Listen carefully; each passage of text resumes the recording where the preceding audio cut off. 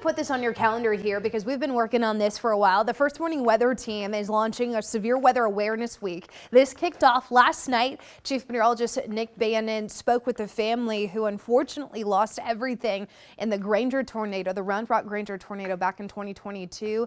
And he also spoke with storm chaser Gabe Cox, who we really work well together during severe weather season. If you missed that story, it's online at KXAN.com, but we've got more cooking for y'all. Tonight, KXAN News at 10 p.m. We've got a story from meteorologist Freddie Vela about damaging winds, flash flooding. Rich Siegel has been working on this for a while. Wednesday, meteorologist Tommy House has put together something on hail. And then I'm going to discuss weather alerts Thursday night. These first air at 10 p.m.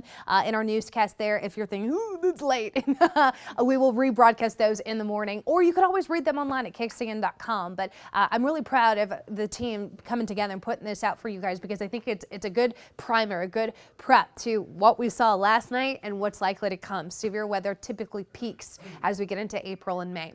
None of the sort today. We've got dry skies. There goes that storm system clearing out, left behind some good rain. We picked up close to half an inch in parts of downtown Austin. South Austin picked up over an inch, but dry skies now in our Covington Sellers camera there in high. Currently sitting at 63 in Austin. Winds coming out of the north-northwest at about 5 miles per hour. Those should be more southerly later today. Brings up a little bit more of that humidity, but dry skies for most of the day today. High temperatures in those mid-80s underneath that sunny sky.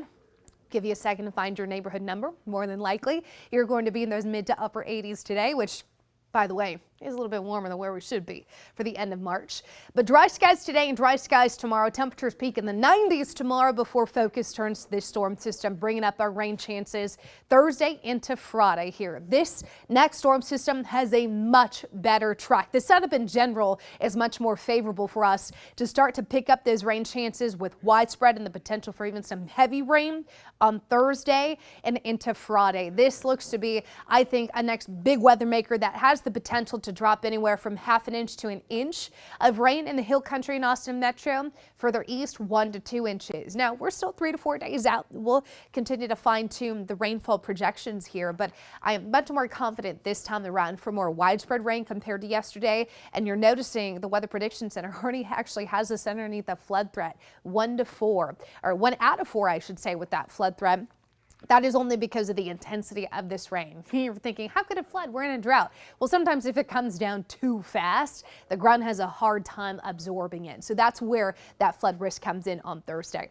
Highs in the mid-80s today, 90s tomorrow. Temperatures in the 80s Wednesday, starting to transition to some of that wetter weather. Thursday and Friday, those rain chances come up to about 50% during the day on Thursday, but we'll go 70% Thursday night. Temperatures in the 70s while that rain is here. Rebounding back to the 80s with a low chance of rain for the weekend. And you're noticing our overnight lows will actually stay fairly mild in the 60s for the next 6 to 7 nights. Erica? All right.